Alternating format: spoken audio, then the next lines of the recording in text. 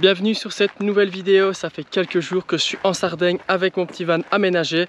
La Sardaigne, c'est une île de l'Italie, tu l'as compris. J'ai donc pris le ferry avec mon véhicule. Je t'explique comment ça se passe et je t'emmène avec moi découvrir cette magnifique île. On y va de suite. Donc là on part direction le port de Barcelone. On va prendre le ferry avec le van direction la Sardaigne. Donc on va voir comment ça se passe au niveau des contrôles de sécurité, la douane, comment ça se passe sur le bateau. Donc là on est de nuit, on va le prendre à 2 h du matin, on va dormir sur le bateau, on va découvrir ça ensemble. Donc pas mal de choses et je t'emmène voir ça de suite. C'était une grande première pour moi de prendre le bateau avec le divan. Je savais pas trop à quoi m'attendre, mais en réalité ça a été assez facile. En arrivant au port, je stationne dans une zone de transit et je passe au guichet faire le check-in de mes tickets. Ensuite, après quelques minutes d'attente, tous les véhicules montent dans le ferry. Ça, c'était le moment un peu stressant. J'ai dû m'y prendre en marche arrière sous la pluie et j'étais vraiment pas à l'aise. Je suis arrivé à bord peu après minuit, j'ai pu réceptionner directement ma cabine et curieux comme je suis, j'ai pas pu m'empêcher d'aller explorer un peu le bateau avant d'aller dormir.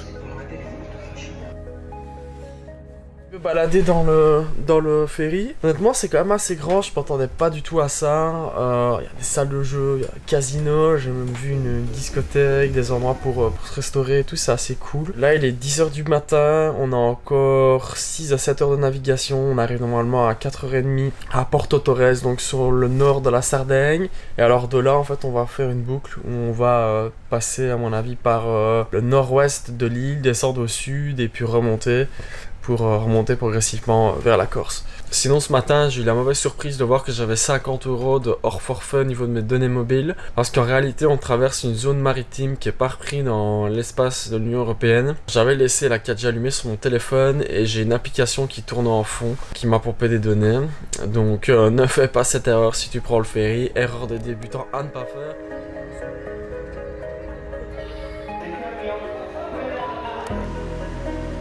C'est parti! Direction Statino pour le premier stop.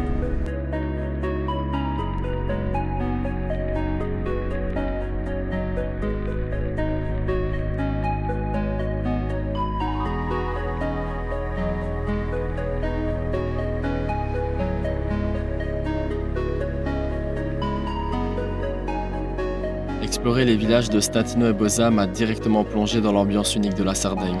Deuxième plus grande île de la Méditerranée, je ne connaissais pas encore grand chose de cet endroit, mais j'en avais entendu beaucoup de bien. Mon but, il était simple, c'était de suivre la route le long de la côte en direction du sud, tout en profitant des vues panoramiques sur mon chemin.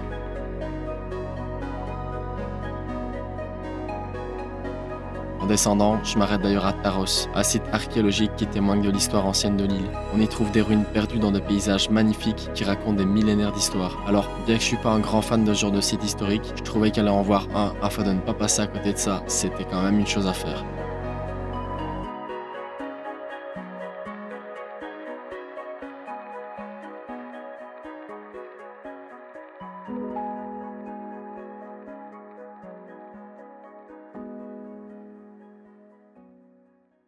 Nouvelle partie de ce road trip, gros programme aujourd'hui. Je quitte un super beau spot sur lequel je suis resté 2 jours. Je me suis fait un peu défoncer là par les moustiques. C'est l'inconvénient là ici, j'ai l'impression en Sardaigne. Aujourd'hui grosse journée, je pars direction le village de Oristano. J'ai un stop prévu dans une cave à vin, un autre petit village à l'ambiance un peu Far West. Et dans la foulée, si j'ai le temps, il y a des sources d'eau chaude un peu plus loin. Je sais pas encore si je vais faire tout et dans quelle heure je vais le faire. Je continue à descendre vers le sud de la Sardaigne pour faire le tour de cette île. Je sais pas encore combien de temps ça va me prendre, mais en tout cas c'est un énorme kiff pour le moment. Franchement j'adore ce que je fais là. Juste un truc en Sardaigne, ça là, pourquoi il n'y en a pas plus en fait? C'est abusé, genre c'est abusé franchement.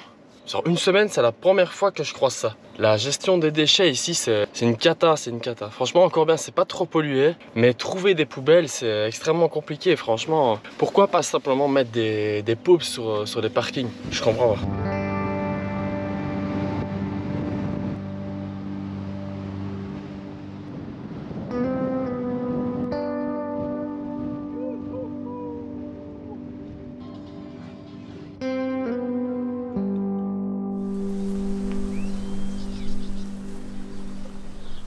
Donc je viens d'arriver dans le village de San Salvatore, aussi connu sous le nom du Célis. Il n'y a pas grand monde, c'est un village qui semble abandonné aux premiers abords. Il y a quelques touristes qui font un stop par ici. Pourquoi les gens s'arrêtent? Simplement parce que c'est un petit village qui a quand même un petit charme. Ça ressemble assez fort à un village un peu Far West. Et alors dans les années 60, ça a servi de décor pour nombreux films italiens. Parce qu'il y a pas mal de choses aux alentours qui font un peu passer à des décors mexicains. Ils avaient même développé un saloon en fait au sein du village qui par la suite a été détruit. Donc voilà, c'est un petit village qui en 15 minutes t'as fait le tour. Si tu passes pas loin, ça vaut toujours le stop. Ça par contre, qu'est-ce que je peux en voir en Sardaigne? Des vestiges, des ruines, il y en a un paquet. Vraiment, si t'es passionné d'histoire et tout ça, ici tu seras gâté. Sur ce, je reprends la route.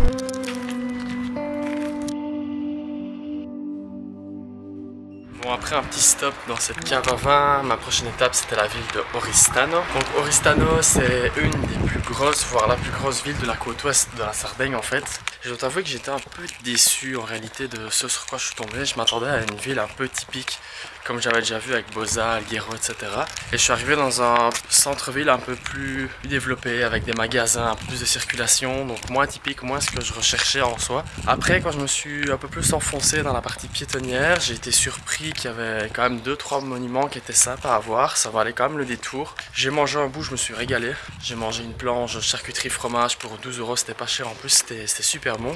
Donc honnêtement, de moi-même à refaire, je ferai pas spécialement le détour uniquement pour venir voir cette ville.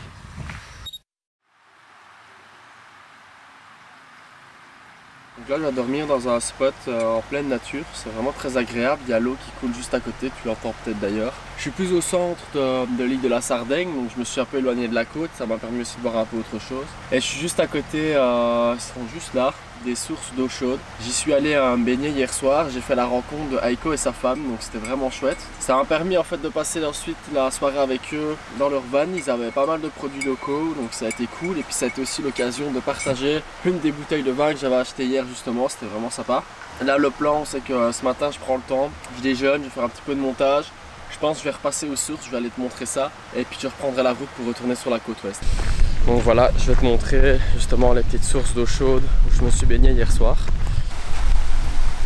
Donc là tu as la sortie en fait de la source. Et puis alors tu peux te baigner juste à côté. C'est vraiment assez agréable. Et moi en fait j'étais assis genre juste là hier avec l'Allemand justement que j'ai rencontré et avec qui j'ai passé la soirée après. Donc ils viennent juste de partir. Moi je vais reprendre la route également. Je vais aller continuer à kiffer la Sardaigne encore pendant quelques jours. À partir de là, j'ai décidé de continuer mon road trip vers le sud de la Sardaigne et ça sans véritable plan. J'ai arrêté de compter le nombre de vues magnifiques que j'ai eues sur la mer, les petits villages colorés que j'ai croisés et les animaux sauvages que j'ai rencontrés. La Sardaigne, c'était pas une étape prévue de mon itinéraire. Après l'Espagne, je voulais rejoindre l'Italie. Et plutôt que de passer par le sud de la France que je connais déjà, j'ai trouvé cette solution bis un peu en dernière minute, que finalement, c'est une des meilleures parties de mon voyage. Je pense que cette destination est sous-cotée, et à tort, on n'en entend pas souvent parler. La semaine prochaine, je vais remonter du sud vers le nord, et je vais justement te partager 5 choses intéressantes à savoir lorsque tu voyages en véhicule aménagé en Sardaigne. Alors si tu ne me suis pas encore, n'oublie pas de t'abonner, et je te laisse sur de belles images.